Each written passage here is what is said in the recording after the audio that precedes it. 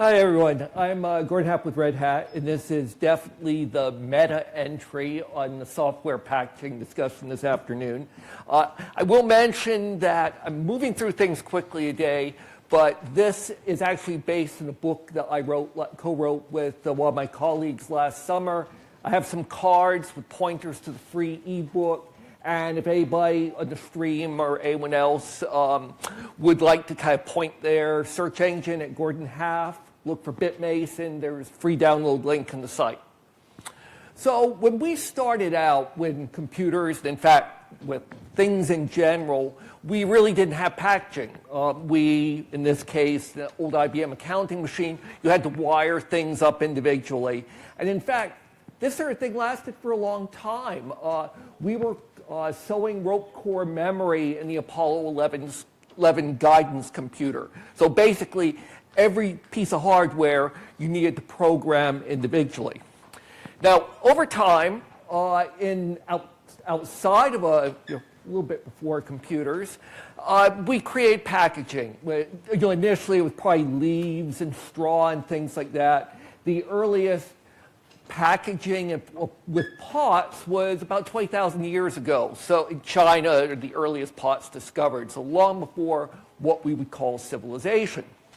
And of course, over time, we came up with forms of packaging in the computer industry as well. And these are some of the most common ones, but I'm guessing there have been something like hundreds, maybe even thousands of formats of magnetic tape and other type of removable media over the years. And one of the things that this brought us, in addition to the fact that we could replicate software and move it from place to place, was it allowed things like the ISV industry to be created. One great piece of trivia that I have to share that I ran across in researching my book for this is that you can argue that the first ISV was Syncom in about 1968. That company is still running with one of its founders as the CEO, which I thought was both neat and kind of cool. So ISV, so this is getting to another use of packaging. You think about packaging as a way to have transactions, to start to standardize things a bit. A lot of those early pots and baskets and so forth really weren't very standardized. But you get to about the time of the Romans or so, and they even had a standard amphora, that's what these pots are, up in one of the temples, and that was the standard measurement. And it was some number of liters. I think this is actually the wrong number, but it was a standard measurement. And of course, this being Belgium, I have to introduce beer kegs as yet another type of example of this, but obviously just about any field you can imagine has its own variant of this, whether it's barrels, whether it's steel drums, whether it's just anything. You have this set of highly standardized software isn't the only ones who aren't good at standardizing. And of course, beer kegs are useful for other things after you've drunk the beer. Now, this is all sort of almost utilitarian use of packaging. And if you take sort of the next step forward, products, any kind of product that consists of multiple components, multiple parts, is really a form of packaging. You have options, but you don't pick and choose the nuts and bolts that go into a car. And Henry Ford sort of popularized, drove the assembly line in automobiles. I sort of like this slide. IKEA buys GM. Probably a little unfair with the founder of IKEA passing away over the last week. And in fact, IKEA is really very much, of course, a product itself. It's just it's not an assembled product, but it's a product that is brought together to deliver certain characteristics to consumers, predominantly price and ease of transport. And of course, the trade-off, as there often is in packaging, is you optimize for certain things. In the case of IKEA, you're optimizing for price, you're optimizing for being able to take the thing home in your car.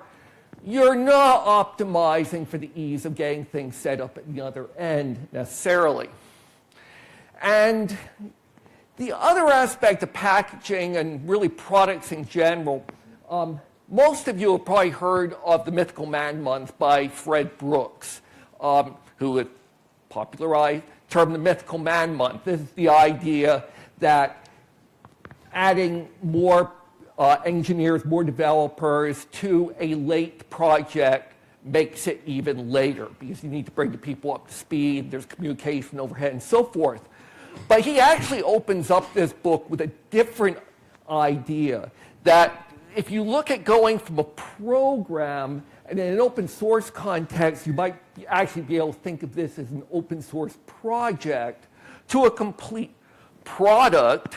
It goes along two different axes. And you have more effort on each of those axes, and from at least the perspective of the IBM System 360, that was about 9x effort. And of course, software products bring a lot of things together as well. If you were here earlier, Langdon talked about distributions. Distributions are one form of that. So are all these other things that commercial software companies such as myself do. Product testing, documentation, support, all that other kind of thing that turns something like an open source project into something that typical enterprises are going to use. Products also bring together all these other pieces in the retail industry, including a certain amount of verification. This has the FDA label, which is, I'm not quite sure what the equivalent in the EU is, but it's basically, these are the contents here, these are what nutritional information is, along with some instructions on how to use it and so forth. But there's, of course, just because you write something on a label doesn't make it true. These are some early patent medicine labels, which took the U.S. a little while to outlaw as false advertising. The other thing you see is how this sort of informational aspect has evolved over time, because if you looked at early general stores, this was largely a self-service operation. You went to the clerk, they pick things out for you. Hey, what's in here? They tell you. And it wasn't really a self-service. Stores weren't really self-service, so you didn't need to do a lot of labeling. But in the United States, as we got to grocery store consolidation and so forth, stores got larger, self-service. You can see the contrast here, where suddenly there's a lot more information available provided by the package so that you can use it directly as a user. And, condensed milk, corn flakes, Hills Brothers coffee, really lousy Budweiser beer. All these are all things that, labels and packaging developed over time. And in fact, you listen to a Coca-Cola bottle, and if you're a kind of a marketing person who deals with these things, there's all kinds of cues and things about that bottle that are part of the experience. And with software as well, a lot of the experience is outside of, strictly speaking, the narrow product. So you'll have things like books and blogs, and probably could even throw meetups in there, conferences, what have you, is all part of creating a product experience.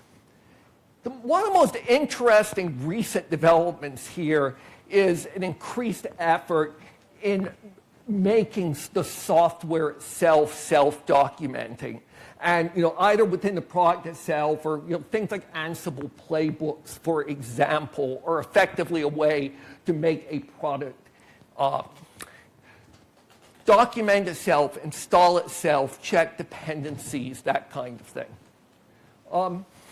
If we go beyond the product, and this is kind of sort of bring this home, there's also this idea of bundling, where the product doesn't stand alone along with its dependencies.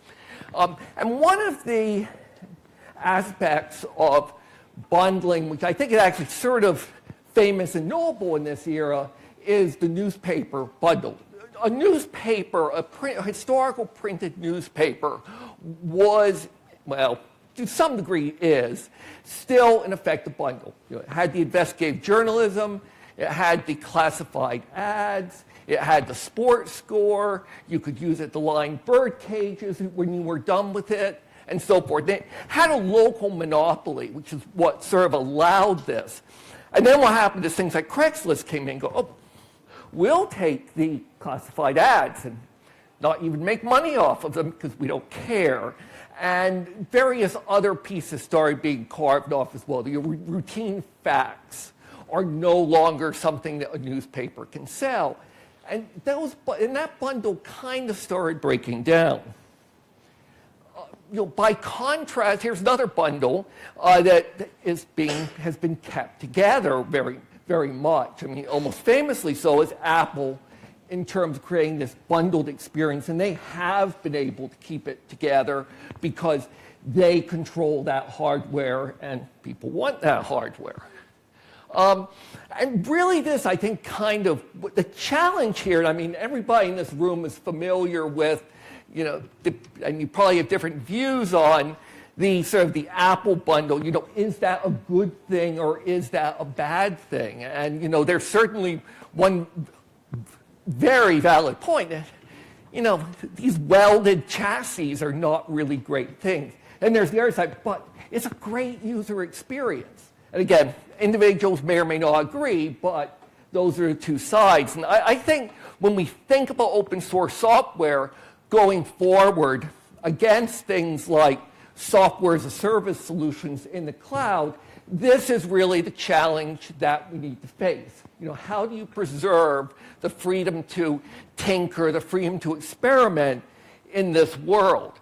And I would argue, and I'm picking one of my company's community projects here, OpenShift Origin, but I think as a general principle, I think open source does have this potential, through thinking about distribution, through thinking about packaging, some of the things Langdon was talking about, others have been talking about in terms of how we can make the packaging experience in Linux and in open source software projects more generally better, to bring those things together into polished platforms, into polished distributions, into polished whatever you want to call them, while still retaining the ability to say, oh, I'm going to use a different CI/CD system than Jenkins.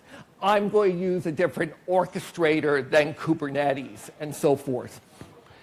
And I think as we look forward, I mean, this is, from my perspective, one of the central things that open source projects, the open source communities need to think about. This idea of SaaS aggressively bundling, giving you the power, the power of convenience, as a former analyst colleague of mine, Stephen O'Grady, has called it, while taking advantage of the open source unbundling. So getting that smooth experience, but with the capability to have that freedom to tinker with the software and take in the direction that you want it. So thank you.